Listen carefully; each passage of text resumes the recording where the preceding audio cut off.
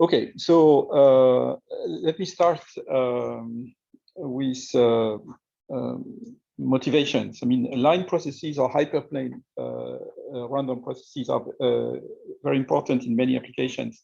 I would quote two of them on which I worked myself, which are for wireless communications, when you have represent the lines as roads, and then you would have various types of network elements on these roads, roadside units, base stations, vehicles, things like that. And so then this object would be distributed along these lines, random lines.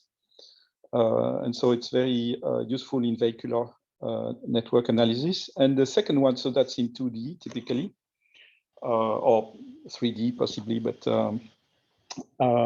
for other types of problems.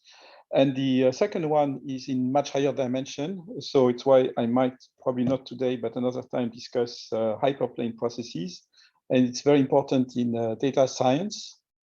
And there is one thing which is called 1-bit compressive sensing or 1-bit compression, where you locate data, say, assume you're in the Euclidean plane, in the Euclidean space, based on the side you are with respect to a given hyperplane. And you give a large enough collection of hyperplanes, it defines something that we will introduce today in 2 dimensions, which is called the Crofton cell. And various types of algorithms and compression mechanisms are based on this 1-bit compression. And the quality, the distortion in information theoretic sense of this compression scheme reduces to the stochastic analysis of cells which are obtained as intersection of this hyperplane. So I will describe this, but this is very useful, at least in these two frameworks, and many others, of course. But these are the ones which might be of interest to you. So this has incarnation in very many dimensions, small dimension like today, or very large dimension where there are Shannon type phase transitions, which are quite interesting, but it would be for another lecture. Okay, so okay, so let's look at the lines and for today. So you consider a straight line in R2, which you can identify as the complex plane. And you characterize this line by typically a complex number. And this will have a representation R EI theta. Theta belongs to 0 pi, open on the right, and gives the direction of the line passing through the origin and orthogonal to the red line of interest, the straight line of interest. And R would be the distance to the origin. And so in this setting, since you fix theta to be between 0 and pi, R can be positive or negative. And it's important for what comes next. Okay, you can think of lines, of course, that pass through the origin, and in that case, you take R is equal to 0, and theta would be the angle, not of the line, but of the normal vector to the line D. Okay, and so the Cartesian representation of this line is very simple. So if you think now, not in the complex plane, but in R2, the equation of this line would simply be a little bit of thoughts. X cos theta plus y sine theta is equal to R, where I repeat all these X and Y are real numbers then. Okay, and the key thing is the mapping delta, which associates to the R theta. So R theta belongs to a cylinder. Okay, so I'm not sure. So you would have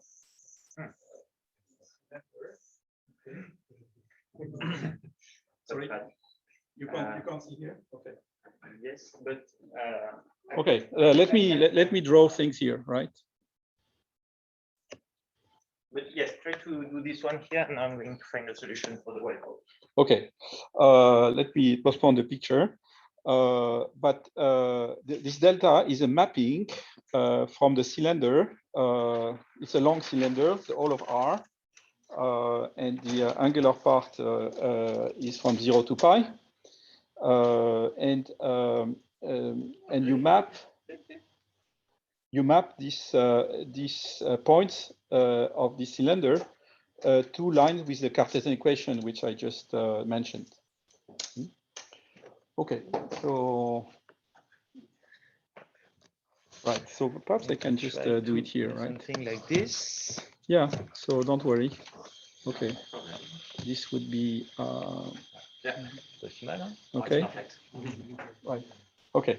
So so this would be the cylinder representation. If you take a point on the surface of this cylinder, then you map it through the delta function to an object which is a random closed set, a random set, which is the line with the Cartesian equation given in 1-1. Okay, and so I will be fast on measure theoretic things, but it's very important if you want to master these things. There is a topology on closed sets of the Euclidean space or of more general spaces, and this topology is called the Feld topology. And I will I could give a lecture on that later, but so I will we will. Accept a certain number of statements, and I will post the book or the book preprint so that you could check these things. But if you who heard about this Feld topology? The Hit-Miss topology. It's also called the Materon topology on closed sets of the Euclidean space. So you can look at closed sets of the Euclidean space and make this a topological space. And the open sets are the closed sets which miss a compact and intersect a certain number of open sets of the Euclidean space. So these are the open sets, and this is a very nice, very useful topology. So this is a way to make, if you have topology on this set of sets. You can look at the Borel sigma algebra associated with this topology, and you can decide and devise what is a random closed set, right? And what we will construct are a line with a random orientation and distance to origin will be a random closed set, and a countable collection of lines will also be a random closed set. Other objects which are random closed sets, which are famous, are the Boolean model, which is a union of diffs centered at Poisson points, and what Pierre discussed last time when he discussed Voronoi tessellation. Random graphs are collection of segments, and these are also random closed sets of the Euclidean space. Right? And so you can make that random by introducing this topology. Okay, and so I don't want to enter too much in these details, but the mapping delta from the cylinder seen as a topological space, it's R2, the subset of it, onto the space F prime of R2, which is the space of non-empty closed subset of R2, equipped with the Feld topology, is a measurable map. And in addition, if H script is any relatively compact subset in F prime of R2, then the preimage by delta of H is relatively compact. So it's a compact subset of the cylinder. So it's a closed, a finite set of the cylinder. Okay, so these are a few basic things. And this measurability will allow you to export a point process on the cylinder onto a random set on the space of closed set, which will be supported on lines. And then you can devise a random collection of lines, an infinite collection of lines, an isotropic one, a stationary one. And this is what I want to discuss, right? Okay, very good. Okay, so definition. So I pick a point process on the cylinder, right? So this is what we have here. Okay. We'll put this point process, a collection of masses. Okay. So this is representation phi, which is the sum of Dirac measures that are n theta n. which are the points of the point process on the cylinder.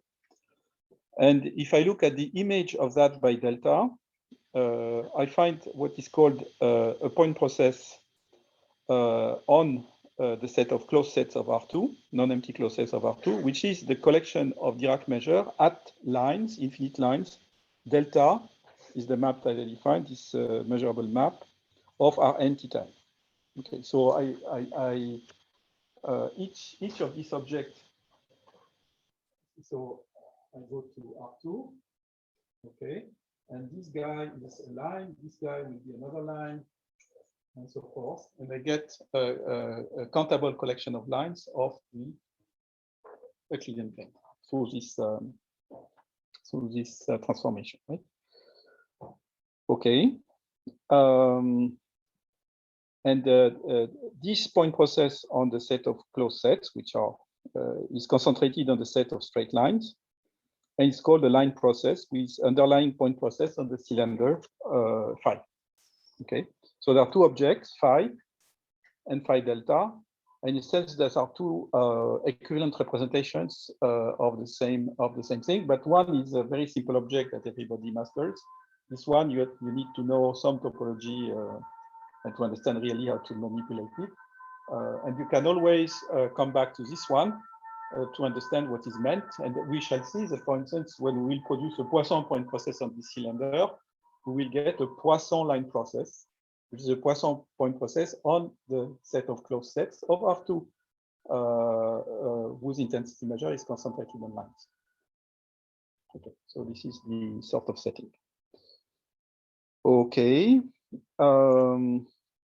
So this is what the line process is with the underlying point process phi, which is in a sense a classical object. So you are used to point process in R2, but the cylinder is simpler, of course, than that, right? And so you can compute the mean measure, okay, of phi delta by just first principles.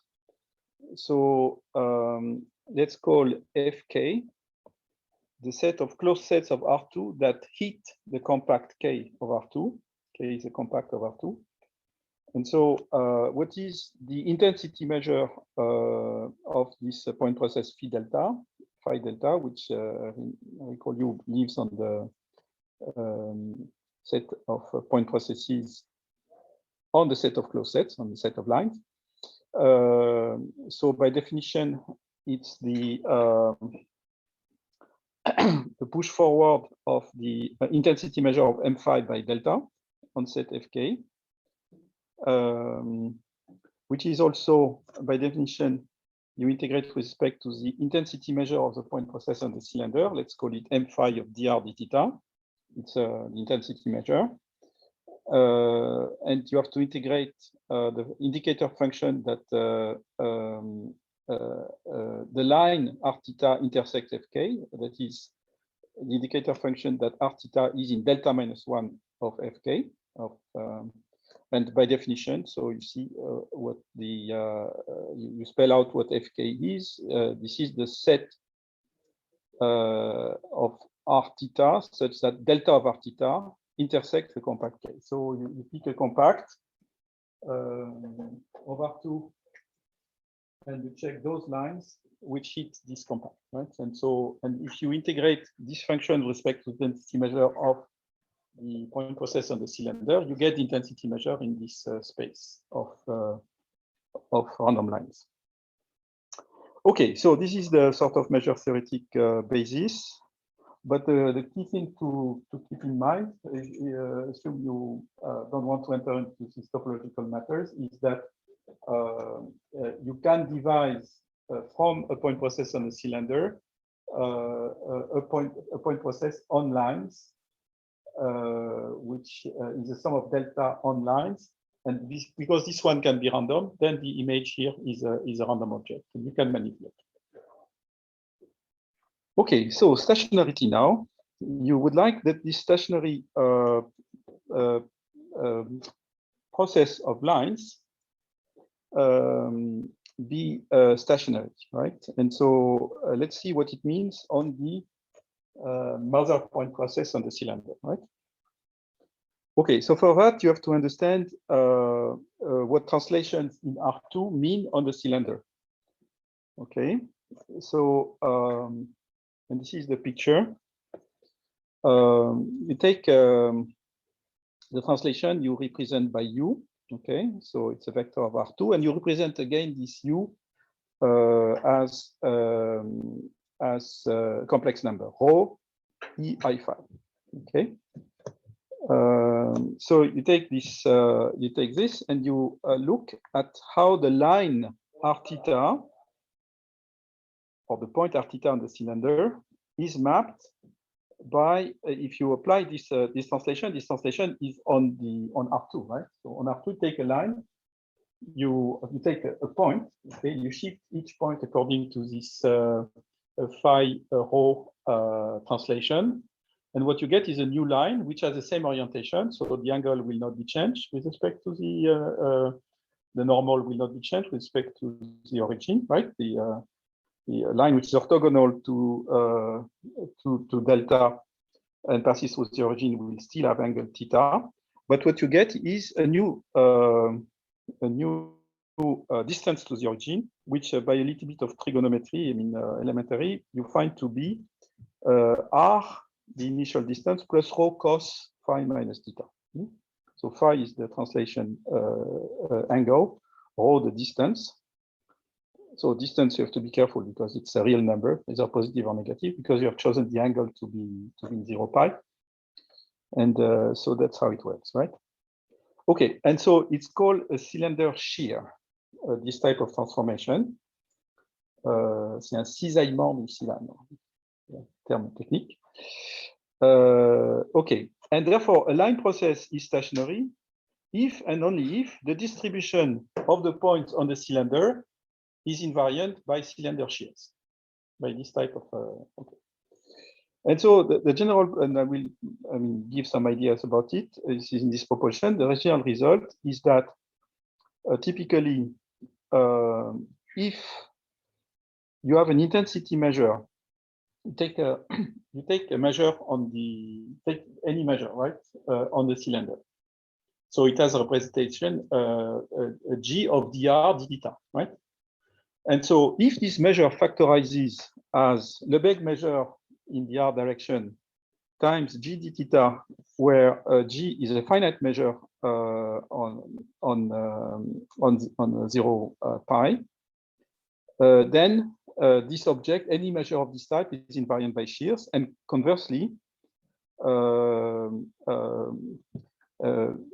so if you have a locally finite measure on the cylinder, which is invariant with respect to cylinder shears, then there exists a finite measure g on 0 to pi, such that the measure mu factorizes like dr g d theta.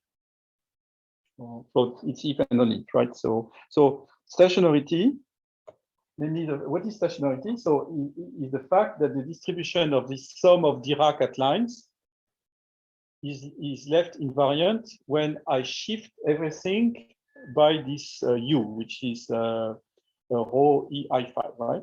So this is what I, okay, so we shift this line, so this is my rho, for instance, so this line will be shifted like that, this one like this one like that, okay, this one like that. It's my shifted line process, and I want that the shifted version for whatever u deterministic having this form, the shifted version of the line point process has the same law as the initial one. This is stationary, right? Invariant by law being invariant by translation. So you are used to that, of course, for random processes with respect to time, but with respect to space is the same. And so the statement is that a line process is stationary if and only if the intensity measure of the point process on the cylinder is invariant by cylinder shears, right? And this is if and only if the intensity of the point process on the cylinder factorizes as Lebesgue measure according to the 8 on the cylinder, and some measure which will be the orientation measure on the 0 pi. Okay, so let's look at the part of the proof. Okay, the first statement, for instance, so it's quite easy. You take any function f, say from R on the cylinder, okay? And you look at how this function is affected by the shear, right? So, when you apply the shear, you had initially the function f of r theta. So now you get f of r plus rho cos phi minus theta, and theta is unchanged because the translation of the line doesn't change the angle, right? And you integrate that with respect to the product measure Lebesgue times G. Okay, very good. Then you compute the integral in the usual way. You move externally the G d theta integration, and what you see here is an integral with respect to Lebesgue measure with respect to R, and theta is unchanged, right? But you make a very simple change of variable. Recall, rename R plus rho cos phi minus theta, call it V. Of course, I mean, this will not change the total integral. So by the change of variable, you can rewrite this as the integral of f of v theta dv. Okay, by applying this change of variable. And you see that it is equal to the integral of the f r theta function with respect to the same measure. So this is the invariance property, which shows that if the measure has this form, Lebesgue times something, then the line process will be invariant by any translation. The law will be invariant by any translation. Okay, and so you get this corollary. Consider a line process. I defined what it was. It's a point process on the space of closed sets whose intensity measure is concentrated on lines, okay, which are nice closed sets. And so consider a line process which is invariant under translation, and such that the mean measure is locally finite. Then this measure m phi is of the form that I said, right? So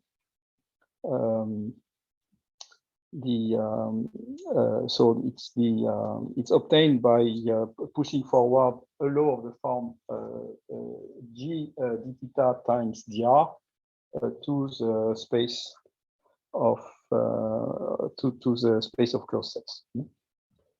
Okay, very good. So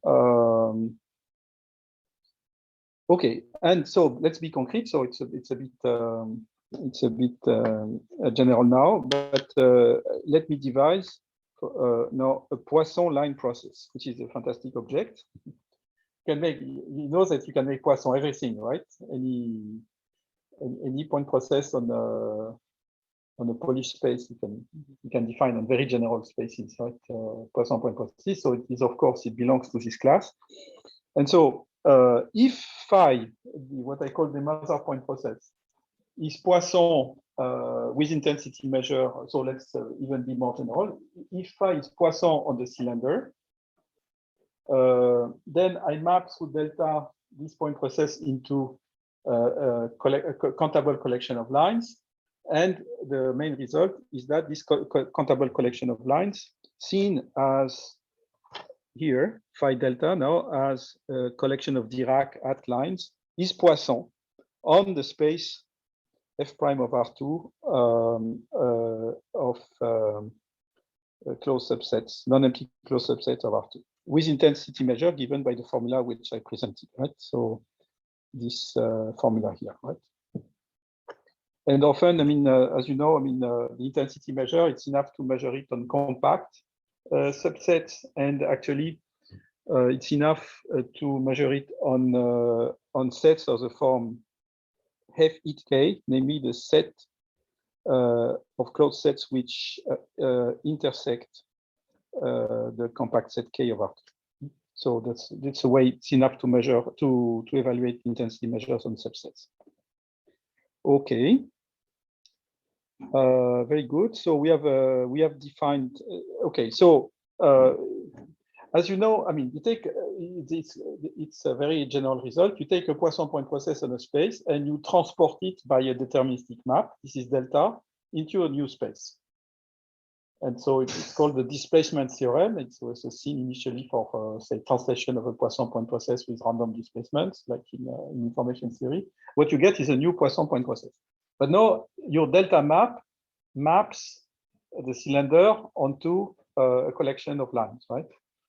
And but any deterministic transformation of a Poisson point process which respects the fact that the image point process has, say, a finite intensity, so puts a mean number of objects in a compact set in mean finite, gives rise to a Poisson point process with this intensity measure. So Poisson point processes are kept, the class of Poisson processes is kept by all deterministic transformation, which are set. So of course, if you bring everything to one point, then the intensity measure will not be finite there. So you need enough space in your image so that the point process does not accumulate, right? So it's the only thing to check. And here, this is the thing to check, but we already did it. Okay, pick a compact K over R2 and look at the intensity measure of M phi delta. So we just computed a bit earlier that it was this thing, right? Now you do the same thing. So if you have a compact K over R2, this compact is included in a ball of radius R, right, for some R, right? And so this quantity will be bounded above by the set of lines delta of R theta. You integrate with respect to the intensity measure dr g theta. And you integrate the indicator function that the line of parameter R theta intersects the ball of center 0 and radius R. So this is the condition to hit this ball. And so you work out again the things in by putting the GD theta outside, and what you get simply here is the indicator function that R is less than capital R, integrated with respect to dr, which is 2R G of 0 to pi. Okay, and so this shows that indeed, if you take, I told you that this was a typical compact on this topology. Okay, so if you take a compact set and look at the mean number of lines which intersect it, or the mean number of points in this compact set in this topology, then this is finite, and it's enough to guarantee that the image point process indeed is Poisson. Okay, so it's so this displacement theorem is a fantastic theorem. And this is a nice illustration. So and so anything which is Poisson that you transport into new space by any deterministic or even randomized transformation, which is such that the intensity measure is reasonable when it does not have no accumulation of points, leads to a new Poisson point process, and you can compute the intensity measure of this guy. Okay, very good. So I'm perhaps going fast, so if you want to ask questions, please feel free to do it. No questions? Okay. So let's look at a few useful things. So the first one is to define a certain number of random measures associated with these two guys. Right? These two guys are just two aspects of the same object, right? But think now of lines, and you might do now something like that. So you think of your line point process. Trouver un stylo qui écrit un peu mieux, François, parce que là, sur l'écran, on voit pas très bien. Is better? Yes. Okay, so you get a guy like this, right? And you pick a compact set of R2, and you might ask. Yeah. Try not to hide the white one. Okay, and you might ask about all the lengths of the lines that intersect this compact case, say ball of center 0 and radius R, in advance all the lengths of all the lines that intersect this thing and the part of the line which is inside the compact K. So this is what is written here. We define the measure, so it's clearly a measure. Phi tilde, not so the tilde not to be confused with the initial point process on the cylinder, which counts the sum of the Lebesgue measure of the intersection of the lines r theta delta of Rn theta n and say the compact set B or the set B. And so it is clear that it is additive. So it will be a measure, and it will be a random measure on the. So these things are very useful in when you think of a road system and things like that. So it defines a stationary random measure called a line measure with intensity equal to G of 0 pi. Okay, so that's a statement. So I think it should be clear that, I mean, if the line process is stationary, namely if the intensity measure of the cylinder has this factorization Lebesgue times G d theta, where d theta is finite, we'll see the interpretation of that a bit later. Then the line process will be invariant by translation, and therefore, I mean, by definition, so if you translate the thing, or if you move out the compact set by the inverse translation, then of course you will find the same law. Okay, and so therefore this line measure will be invariant by translation. Right? This law will be invariant by translation, obviously. Very good. So let's compute the intensity measure. And so, for instance, let's do it in this translation invariant case, right? Take any set Borel set B, okay, and you integrate by first principle. You come back to the mother point process on the cylinder, m phi dr d theta, which has the intensity that we said, because we are in a stationary case, and you have to compute L1, the Lebesgue measure, the length of the intersection that the line delta r theta has with B. What you have to do. So again, you work out the orientation distribution out, right? So G d theta, okay, and you have to compute that. Okay, and this is okay. If you think about it, okay, so you have your set B, and you have this line.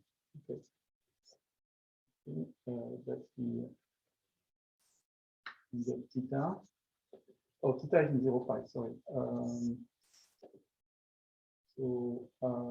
This is theta, right? And this would be R. So when you look at for given R, okay, for given R, you look at the intersection, the length of the intersection of the line and the set B. Okay, actually, what you compute by this is the Lebesgue measure of the set, right? When you take respect to R. You mean with a fixed theta? With a fixed, yeah. So here theta is fixed, and this is my outer integral. Okay, theta is fixed, yeah. And it's like making a cut of the section of the Borel set B, and okay, so this is L2 of B, and therefore, since G is a finite measure, G of 0 pi is finite, and so is L2 of B times G of 0 pi, which shows that this measure, this random measure, has an intensity measure, which is G of 0 pi. Right. Because the mean mass that it puts on the set of volume B, L2 of B, is L2 of B times this constant, and this constant is therefore the intensity of this line measure. Okay, which is about. Excuse me. Yeah. There's a question on the bridge. So someone is asking, the cylinder has one loop while R2 as known, does it affect the measurability of delta? No, it's, there is no loop. The cylinder is zero pi open, right? So yes, but in that sense, it's like a torus. Yes, right. Yeah, this is like a torus, right? So you should view it that way. So I mean, measurability issues I've not discussed in detail, but I could give a lecture on one day on the Feld topology and this Matterhorn topology if you want. It's a beautiful topic and it's very useful. But it's for those who like topology, so which is perhaps not everybody. Everybody. Okay, so some of you I know. Okay, no, the measurability issues, but I will post the book, and you will find, I mean, to answer the, I think the details on the measurability issue. So I take the opportunity that you mentioned the book. What are the references of the book? Yeah, so it's a book that we wrote with Bartek and Mohamed Karag. So it's a preprint which was posted last year. So it is a thick book. There are 600 pages or so. So, but it's meant for comments at this stage. And, okay, so good. Does it answer the question? I guess so. Yes. Okay, good. Very good. Okay, so now you can come with a definition, which is natural in view of this proposition. And this definition is that if phi delta is a stationary line process, such that m phi as the form, the intensity of the Mather point process as the form that I said, Lebesgue times g d theta, then one calls the total mass of G on 0 pi the intensity of the line process. Okay, and so it makes sense of view of this information, right? So it's a bit elusive to think of what is the intensity of a line process because it is in a strange space. But this measure, you see that, I mean, indeed, if you would double the parameter lambda, you would double in mean the mean measures that you put, that this line process puts, line measure puts in this set, and therefore it makes sense to call lambda, which is total mass of G in this factorization, the intensity of the line process. Okay, and Q that you renormalize g d theta by dividing by lambda is called the directional distribution. Okay, and so it's very important now because there is a zoo of lines. So of Poisson line processes, say, okay. So this one should be discarded. So there is one which is called the Manhattan Poisson line process, where g d theta has mass at, say, 0 and pi over 200. Okay, with possibly different mass, right? So mass at, so let's call it g d theta to be easy for formal. Would be delta 0 with the parameter p plus with the parameter q, which is 1 minus p delta pi over 2. Okay, and so a realization of this fellow looks like this. Okay, and it's might ask me why it's called the Manhattan point process, a line point process, but I guess it should be clear to everybody. Okay, so and this is very useful in lots of problems to consider this one. Okay, so this is one guy, but you could also have, say, rare lines with a given orientation like this, right? Any connection with Manhattan is, of course, yes.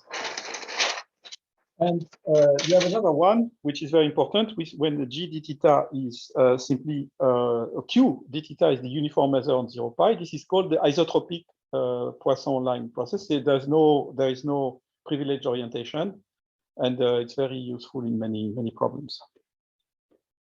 Okay. Yes, and the one the one with q d theta is d theta over pi is called the isotropic case.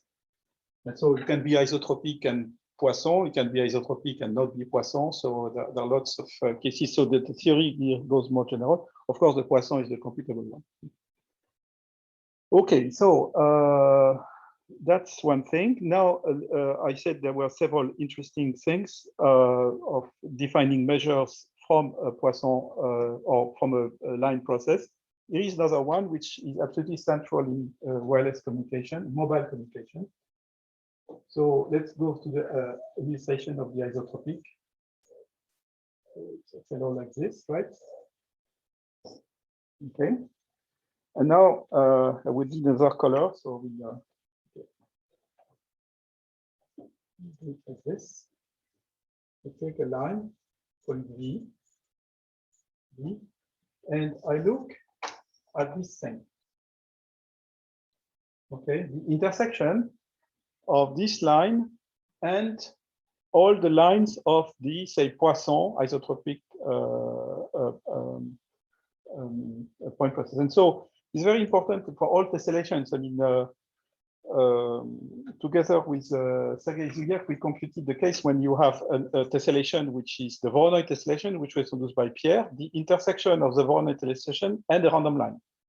Okay, and why is it important in communication? Because the Voronoi tessellation represents the covering zones of the base stations, and the place where you do the handover from one cell to the next are exactly the intersection of a given line and the tessellation, right?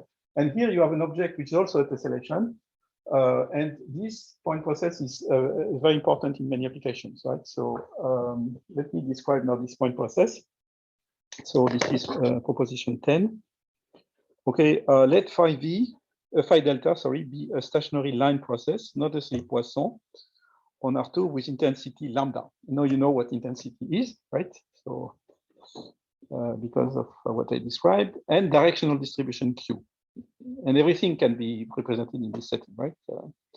Let V be a line in R2 with parameter RV theta V.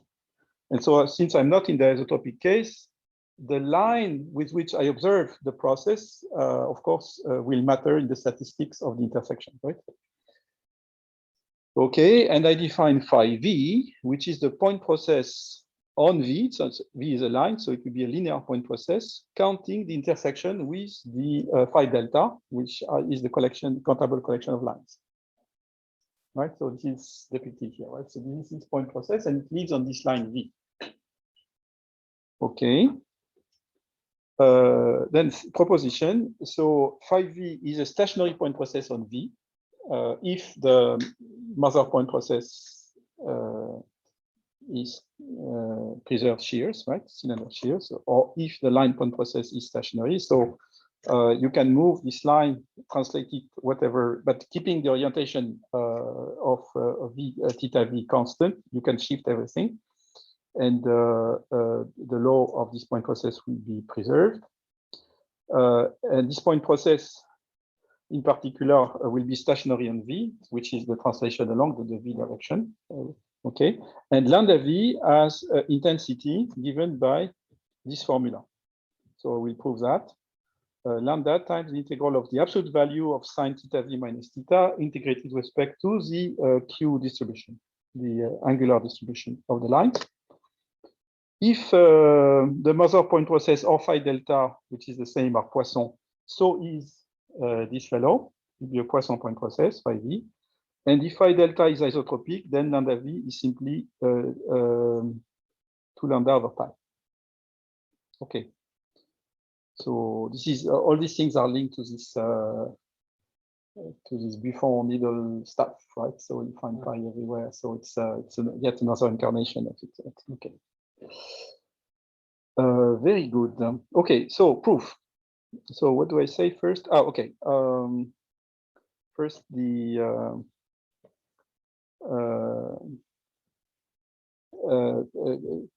computing things about the intensity of this point process. So the first observation, which I will pass quickly on that, right, is that if you have a stationary line process, if you fix a given line with orientation theta v and the distance to origin rv, fixed one, then the chance that one of the lines of phi delta coincides with that line is 0.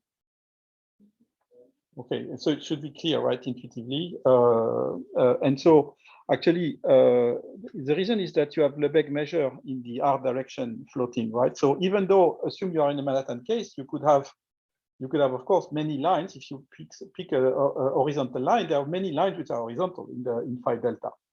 But why should one of them be precisely at r, given that the intensity measure is, according to Lebesgue measure, on the 8th of the cylinder?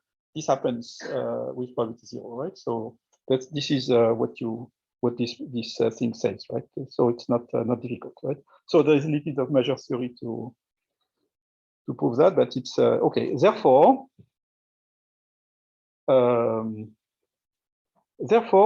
the only way to have intersections with this line V is through discrete points, which are intersections. Not all roads will intersect, because the parallel roads will not intersect theta v, but those which are not parallel will do, and it will be a discrete countable set. There are countably many lines. There are countably many, it's easy to prove, which will hit this reference road. And therefore, but it's a discrete set, right? You have to rule out the case where two lines are the same, or the reference line coincides with one of the lines phi delta. That never happens. Well, it happens with probability 0.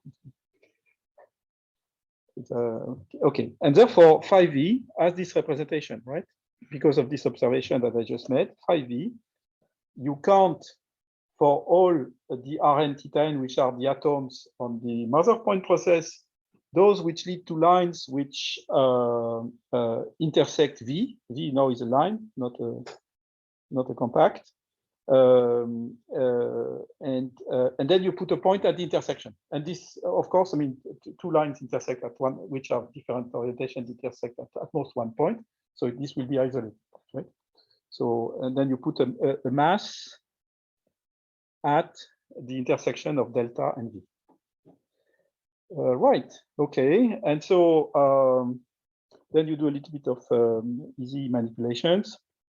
Okay, you look at the algebraic distance from the coordinate origin to the intersection. So there is no loss of generality because of stationarity to assume that your line passes through the origin, right? Its orientation depends, but because of invariant by translation, you can assume this line passes through the origin. So you have your line, okay? So this is the origin, right?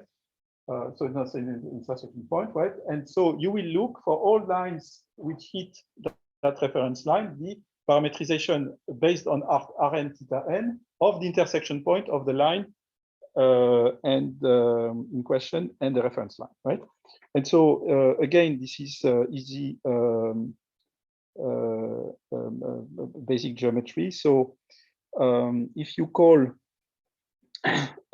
you pick r theta line, your reference line V that passes through the origin orientation theta V, then it's easy by elementary observations to show that the algebraic distance of the intersection of the line r theta with the reference line is simply r, which is an algebraic number as a positive or negative, divided by the absolute value of the sign 10 minutes. Okay, yeah. Divided by the absolute value of the sign of the difference theta v minus theta. So it's just an elementary thing. Now you look at this map. Okay, the map which does the following. So it picks a point on the cylinder, and it associates to this a point which is either on R or on the imaginary part of the complex plane. So if the angle theta is equal to theta v, then you put r times I, right? So you put this point, intersection point in the imaginary axis, and otherwise you take this formula. So this is the deterministic map, which takes the Poisson point process on the cylinder, or if you prefer, on the set of lines, right? And maps it to a point on V. This is a deterministic map. And the intensity properties can be computed. I will do that here. But if the intensity is clean, namely if it puts, if this thing puts finite mass in any compact set of R, because this is the line V, right? Which is R, then you are done. The image is a Poisson point process, right? Again, by this miraculous displacement theorem, which says that any map from any space to any other space, which are clean spaces and polished spaces, or to take a Poisson point process and transport it, if the intensity measure of the image is clean, then the guy is Poisson. Okay, so that proves the Poisson thing, and the only thing to do is to work out the intensity measure. So take B, a Borel set of the real line. Okay, so same type of jazz. You integrate respect to intensity measure of on the cylinder. The fact that the line delta over theta intersects this Borel set B of the line, right? Of the line B, right? Okay, so you factor out the intensity measure in Q d theta, and there is the Lebesgue part, right? And so now you make the change of variable that, or you make the observation that if you pose x is equal to r over sine, absolute value of sine theta v minus theta, the fact that delta over theta intersect B is equivalent to say that x belongs to B. So sort of, okay. Then you make this change of variable. You factor out this sine v theta. There is here the Lebesgue measure on the line L1 of B that shows up. And then you integrate this stuff with respect to Q d theta, pulling out lambda L1 of V. So it's lambda V times L1 of V. Okay, so this gives you the intensity in question, which is the one announced. Recall the formula. Formula was that this is for any preferred orientation of lines. This is this Q d theta stuff. You give me a reference line, lambda V, and this is the formula that gives you the intensity of, or the parameter, if it is Poisson, of the point process of intersections of this observation line with respect to the other. Okay, and then in the isotropic case, you work out what this is when g d theta is d theta over pi, and you get 2 lambda over pi, which is like in this Buffon sense. Right? So, okay.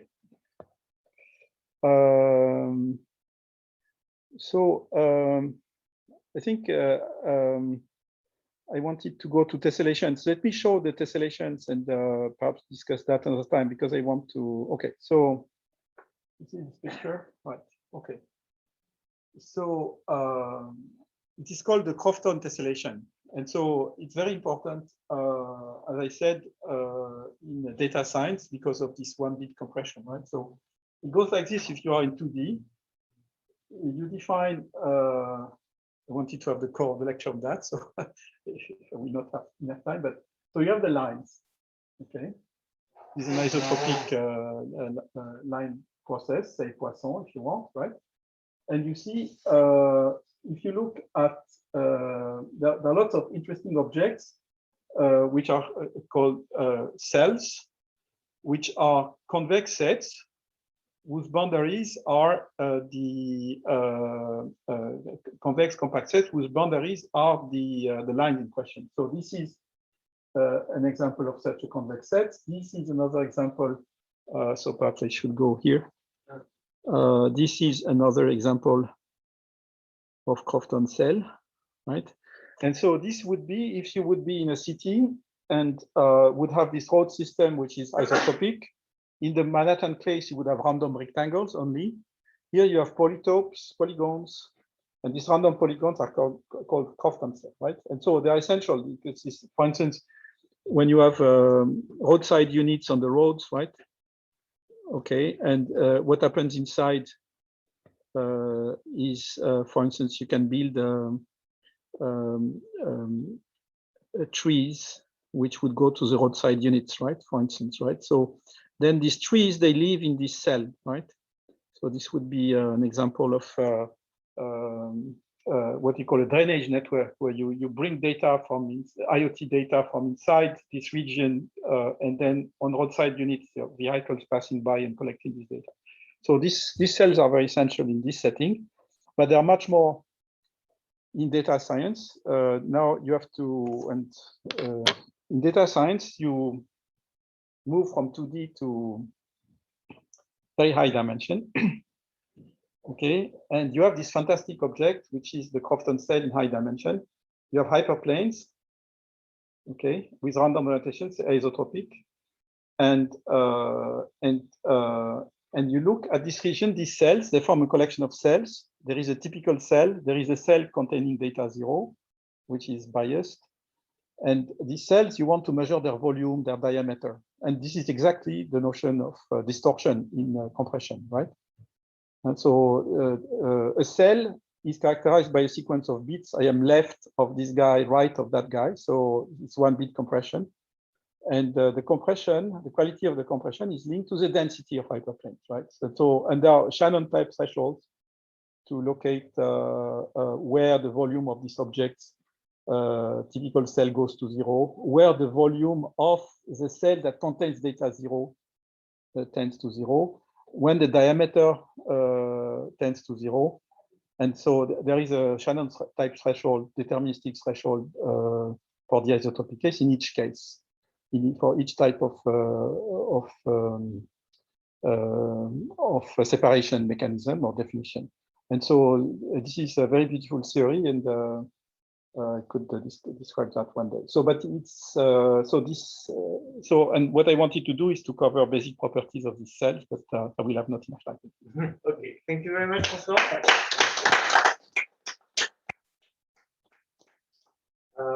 Are there any questions? Maybe we can start by your questions on the bridge, if you have some.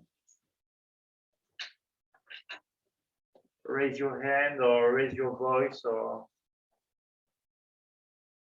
in the room, are there any questions? Yeah, Michel? So here, when you say that if you take a line process, you take one line, and you have the distribution of the intersection points of the line. Yeah. Can that be generalized with some compact set? If you make a compact set, you take the intersections of the boundary of the set. Ah, yes. So yes. So it is. So if I understand your question correctly, there is an interesting question which I wanted to cover for today. You look now at something else, which is the set of all intersection points of poles. No, not exactly. It goes to the picture that was two slides before, which was that you take some kind of compact set that intersects. Okay, you take a compact set, right? And you draw your line process. Yes. And you look at the points of the intersection between the line and the compact set, like the boundary. On the boundary. On the boundary. Yeah. Here. Yes. Oh yes. So this is so one knows this quite well. Actually, yes. So let me give you the answer here. Okay. So there is a lot of mass transport when you go on for tessellations, but it's not okay. Here is a result which answers partly your question. Right. Okay. So it's okay for convex sets. So and you define indeed a new object, which is you take a closed bounded convex set in R2.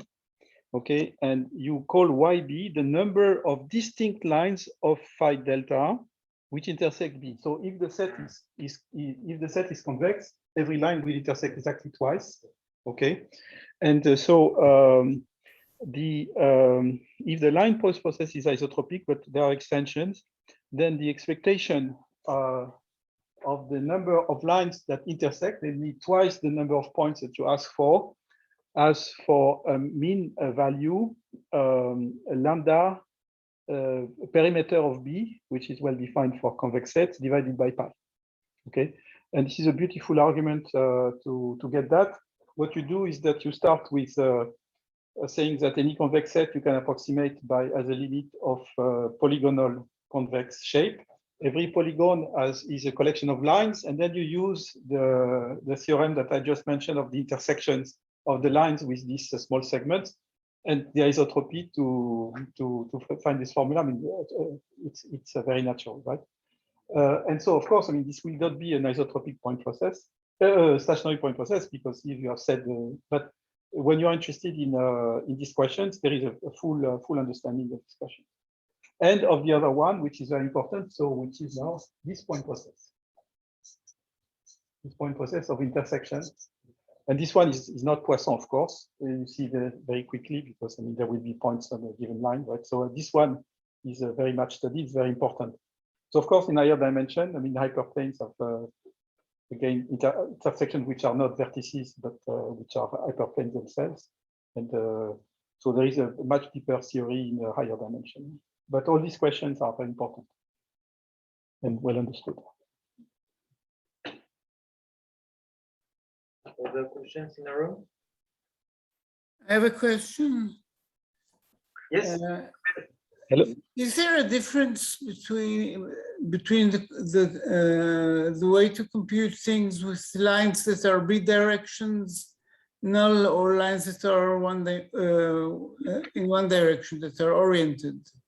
Yeah, of course, you can add this. So you can add this thing in terms of adding a mark, right? So currently things are not oriented, right? Yeah. But you can add, so it's very important for vehicular networks to get a flow, for instance, some one direction lanes, and then you would add some random mark. And so it pertains to the theory of marked point processes on the cylinder if you want. But if you add this directional thing, then you can devise the directed lines and work out the machinery that I mentioned to compute things. Right? Okay, thank you. You're welcome.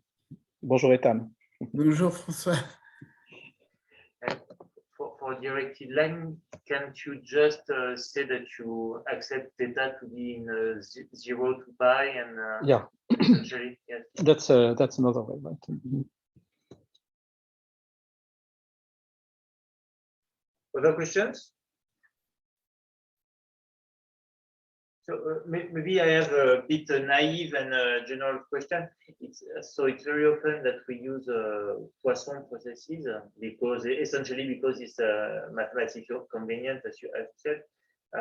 In what way is it a limitation, and do realistic other point processes would give the same, let's say, qualitative behavior? Or... Yeah. So first, I mean, many of the results I presented do not depend on the Poisson property, right? So, for instance, various intensity results and the structural property of moving from the cylinder to the space of closed sets, for instance, it's completely general, right? Then there are cases where the Poisson is computational, but there are other point processes on which you can compute things like determinantal point processes. There are 3 or 4 chapters on determinantal point processes in the book. So and so these are point processes with interaction, repulsion in this case, right, for determinantal, and there are permanental point processes which are also computational. Which are attractive fraction points cluster.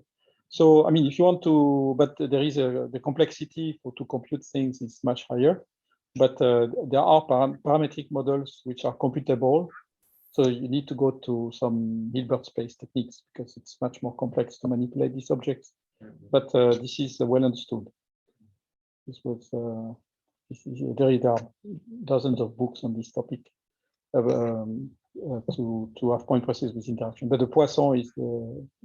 But here I insist that Poisson was just an example. Yeah. And that the whole theory goes through any point process. So you could put any determinable point process on your cylinder, and you could devise whatever, right? So provided it's invariant by translation, the whole theory works, right?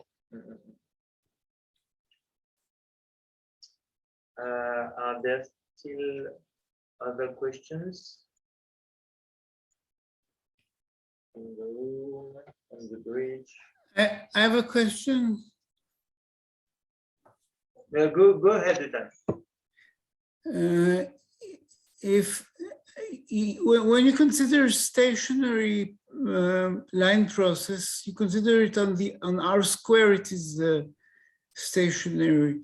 But you can consider what happens if you consider a stationary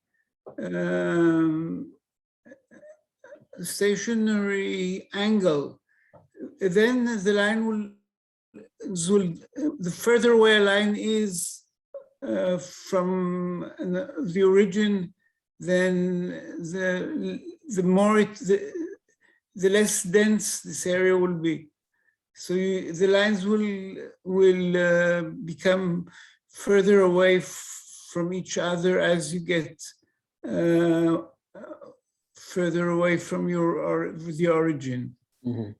But it cannot be translation invariant then, right? Because I mean, what happens for the origin is it is translation invariant in the angular. Cylindrical. In the angular direction. Yeah, exactly. Okay. No, it is quite studied. I mean, especially when you work out, there are very beautiful results which were established, I mean, a few years ago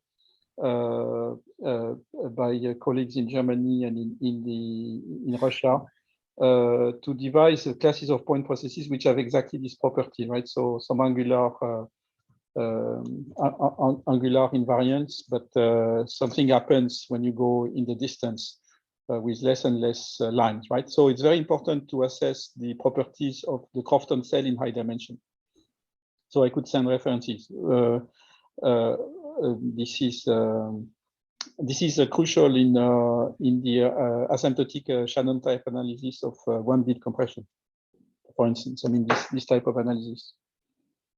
And so there is a pretty good understanding when you want to compute the diameter of the Crofton cell containing the origin to rely on this type of processes, line processes.